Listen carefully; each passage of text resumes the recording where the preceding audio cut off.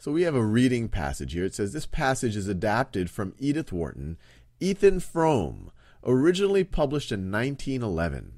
Maddie Silver is Ethan's household employee. So Maddie Silver must be a character in this passage right over here.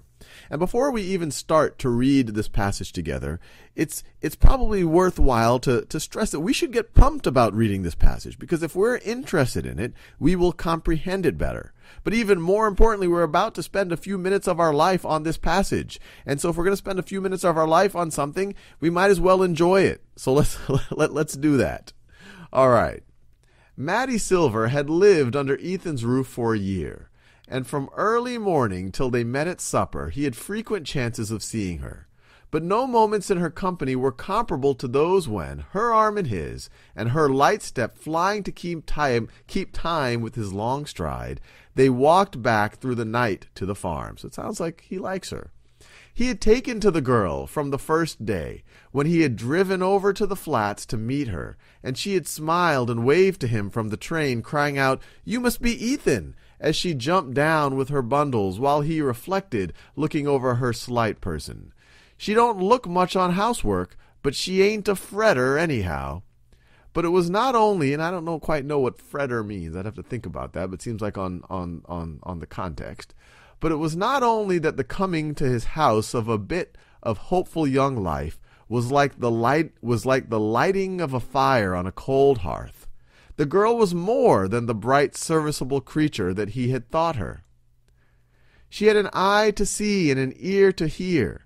He could show her things and tell her things, and taste the bliss of feeling that all he imparted left long reverberations and echoes he could wake at will.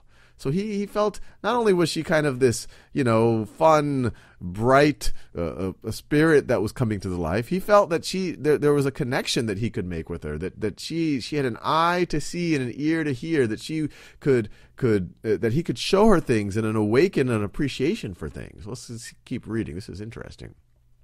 It was during their night walks back to the farm that he felt most intensely the sweetness of this communion. He had always been more sensitive than the people about him to the appeal of natural beauty. His unfinished studies had given form to this sensibility, and even in his unhappiest moments, field and sky spoke to him with a deep and powerful persuasion. But hitherto the emotion had remained in him as a silent ache, veiling with sadness the beauty that evoked it. He did not even know whether anyone else in the world felt as he did. Well, I actually feel that way when I look at nature. But anyway, this isn't about me. As he did, or whether he was the sole victim of this mournful privilege. Then he learned that one other spirit had trembled with the same touch of wonder. That at his side, living under his roof and eating his bread, was a creature to whom he could say, "That's Orion down yonder. The big fellow to the right is Aldebaran." I'm not quite sure how to pronounce this. Aldebaran. And the bunch of little ones, like bees swarming, they're the Pleiades. Or whom he could hold entranced before a ledge of granite thrusting up through the fern, while he unrolled the huge panorama of the Ice Age and the long, dim stretches of succeeding time. The fact that admiration for his learning mingled with Maddie's wonder at what he taught was not the least part of his pleasure. And there were other sensations, less definable but more exquisite, which drew them together with a shock of silent joy. The cold red of sunset behind winter hills, the flight of cloud flocks over slopes of golden stubble, or the intensely blue shadows of hemlocks on sunlit snow. When she said to him once, "It looks just as if it was painted," it seemed to Ethan that the art of definition could go no farther, and that words had at last been found to utter his secret soul. So he clearly likes this girl. She works for him, so it's a bit of an awkward relationship. But he likes her not just because she has this, I guess it sounds like positive energy, but he loves being able to teach her and show her appreciation of nature, and it seems like some of the science that he knows about the stars and geology and whatever else. And so he kind of likes being this not only companion, this co-appreciator of nature, nature, but he also likes being her teacher, and he feels that it's awakening things and appreciation for science and nature in her. As he stood in the darkness outside the church, these memories, all right, so everything we just read so far, these were memories. These memories came back with the poignancy of vanished things. All right, so we just read all this stuff, but he's thinking about them as he stood in the darkness outside of the church, as if they're gone, that they're not there anymore, that these things are no longer there. There's a poignancy of vanished things. Watching Maddie whirl down the floor from hand to hand. Whirl down the floor from hand to hand. I wonder what she's doing.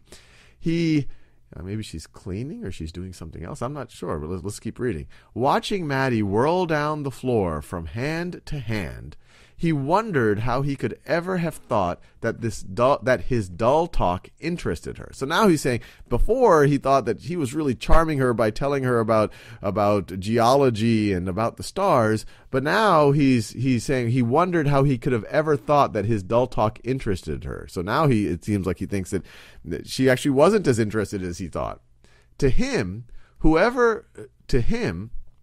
was never gay, but in her presence, her gaiety seemed plain proof of indifference. All right, so he was never really that jovial of a guy, but when he was around her.